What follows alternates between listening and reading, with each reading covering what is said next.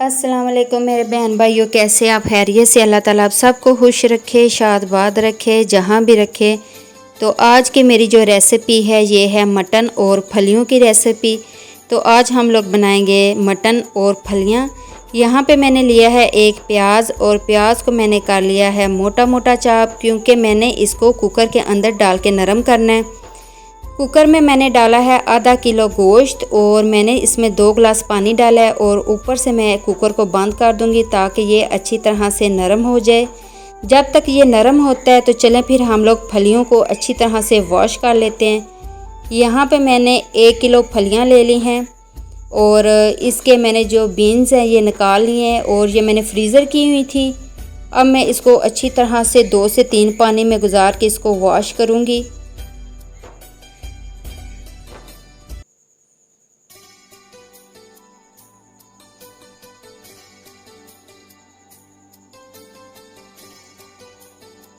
फलियों को मैंने अच्छी तरह से वॉश कर लिए। माशाल्लाह से आपको मैं इसका कलर दिखाती हूँ कि कितनी खूबसूरत से ये वॉश हुई हैं और उनका कलर माशाल्लाह से देखिए कितना खूबसूरत है। चलते हैं अपने दूसरे इंग्रेडिएंट्स की तरफ। यहाँ पे देखिए जी, लहसुन, ज़ीरा, टमाटर, दही, सुरख मिर्च, हल्दी, नमक और सूखा धनिया साबुत ये मैंने ले लिए। ये सारे इंग्रेडिएंट्स मैं कुकर के अंदर ही डालूँगी। यहाँ पे देखें जी, मैंने लास्ट में ये मेथी है। यहाँ पे देखें मैंने ये ले लिए हैं आलू। आलू को आप स्किप भी कर सकते हैं, लेकिन मेरे बच्चों को पसंद है तो मैं डालूँगी। गोश्त का देखें मेरा बिल्कुल नरम हो गया। कुकर मैंने इसका खोला, चेक किया है और थोड़ी सी यखनी अभी इसमें बाकी है। तो हम लोग इसमें डालेंगे 2 चम्मच देसी घी। आप ऑयल का भी इस्तेमाल कर सकते हैं और घी अपनी ज़रूरत के मुताबिक डालिएगा, लेकिन मैंने इसमें 2 चम्मच घी डाला और इसको अच्छी तरह से मिक्स किया है। बाकी के जो मेरे इंग्रेडिएंट्स हैं ये भी मैं इसी के साथ ही, घी के साथ ही इसमें डाल दूंगी और फिर मैं अच्छी तरह से इसको भूनना शुरू कर दूंगी।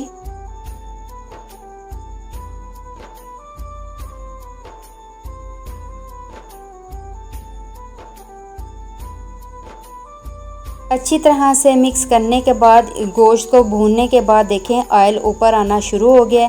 तो मैं इसमें डाल दूंगी जो मैंने आलू अपने रखे हुए थे और आलू डालने के बाद मैं दोनों को अच्छी तरह से भूनूंगी और लास्ट में मैं इसमें फलियां डालूंगी, फिर उनको भी अच्छी तरह से भूनूंगी। यहाँ पे देखें जी, आलूओं को भूनने के बाद मैं इसमें डालूंगी फलियां।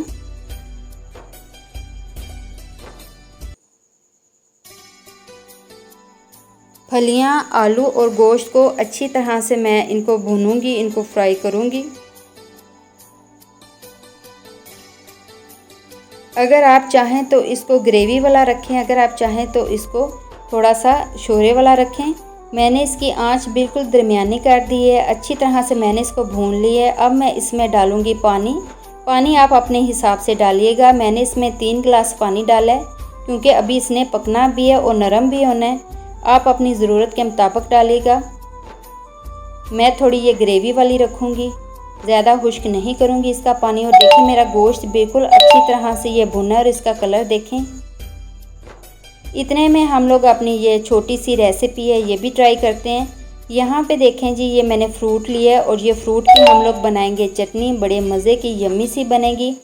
यहाँ पे मैंने प्याज, चीकू, सब्ज़ मिर्च, चेरी, कच्चा आम भी ले लिया और थोड़ा सा पका हुआ आम भी ले लिया।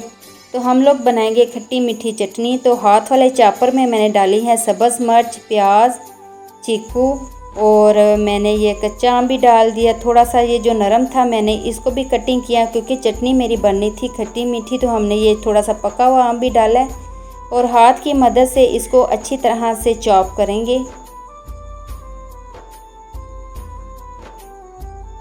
मेरे बच्चों को ये चटनी बहुत पसंद है और गर्मियों में मैं अक्सर उनको बना के देती हूँ। आप मुख्तलिफ फल भी इसमें डाल सकते हैं।